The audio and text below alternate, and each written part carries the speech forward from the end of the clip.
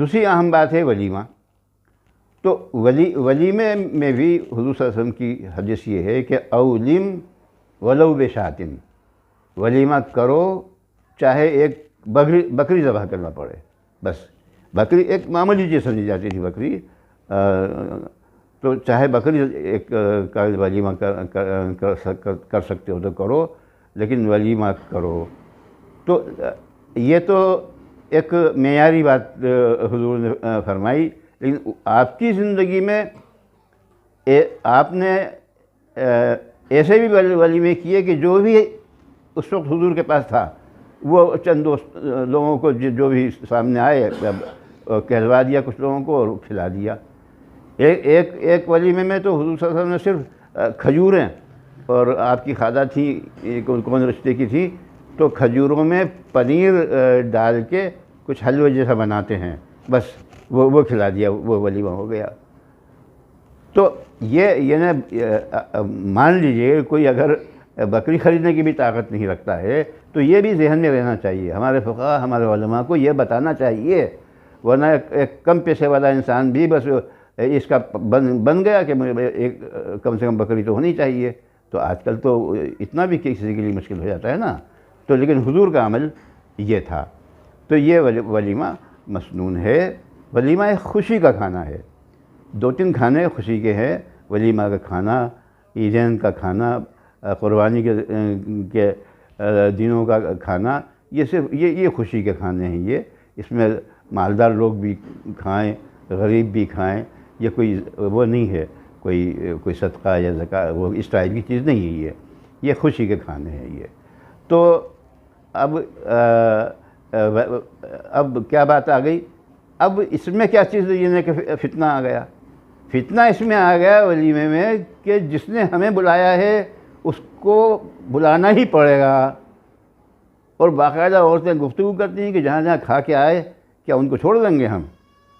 تو اس کا مطلب کہ یہ تو وہ ہو گیا، ایک بزنس ہو گیا. یہ تو آپ کسی کے یہاں کھا کے آئے، آپ نے محبت سے تحفہ دیا آپ نے کچھ وہاں پہ، تو اب وہ ہر حال میں آپ کو بلائے تو پھر آپ کا تحفہ کہاں رہا؟ یہ تو بزنس ہو گیا نا، یہ تو لین دین ہو گئے بھائی. ابھی اس وقت ایک ہمارے قریبی انسان کی کہ بیٹا بیٹی کی شادی ہو رہی ہے، تو یہ سوچ کے جس بنا رہے ہیں تو کس کے شادی میں بن گئے تھے، وہاں گئے تھے تو کیونکہ گفٹ دیا تھا، پیسے دیتے ہیں، تو وہاں کھا کے آئے تو ان کو تو بلانا ہی بلانا ہے. اب چاہے ان کی حالت خستہ ہو، اب تو تعلقات کی وجہ سے برسوں میں وہ تو نہ جانے کتنوں کے یہاں دوستی میں آتے ہیں جاتے ہیں. اور پھر یہ بھی ہوتا ہے کہ کسی وجہ سے کچھ لوگوں کو چھوڑ دیا جائے تو وہ برا بھی مانتے ہیں باقاعدہ. تو ہم کتنے بدل گئے ہم. ایک جو تصور ہے تحفے کا تو یہ بھی ضروری سمجھتے ہیں کہ ہم جائیں تو ضرور پیسے دیں. یہ بھی ایک بن گیا، رواج بن گیا. یہ بھی غلط ہے بالکل. اور پھر اس کو سدھارنے کے لیے کچھ صاحبان نے یہ شروع کر دیا ہے کہ لکھ دیتے تھے کہ کوئی گفٹ نہیں لائے، براہ کرم کوئی گفٹ نہیں لائے. تو یہ بھی غلط ہے. یہ کیوں غلط ہے کہ ہمارے دوست کی شادی ہے، ہمارے تعلقات والے کی شادی ہے، اس کی خوشی میں شریک ہونے کے لیے وہ گفٹ دیا جا رہا ہے. اور ہدیہ دینا تو مسنون ہے. تو ہدیہ زندگی کے کسی بھی حصے میں حضور نے فرمایا کہ تحابو، ایک دوسرے کو ہدیہ دو تو آپس میں محبت بڑھے گی. تو ہدیے کی جو اہمیت ہے، اس کی جو حیثیت ہے، اس کی جگہ پر تو ہم اسے رکھ ہی نہیں پا رہے. ہدیے کو ہدیہ وہ دے رہے ہیں، ہم یہ سوچ کے دے رہے ہیں کہ اب اس کے یہاں جب کوئی پروگرام ہوگا تو پھر ابھی ہم دے رہے ہیں تو ہمارے یہاں ہوگا تو پھر یہ ہمارے یہاں یہ دے گا. تو یہ تو ہم نے پورا دین بدل لیا، اپنا دین بنا لیا ہم لوگوں نے.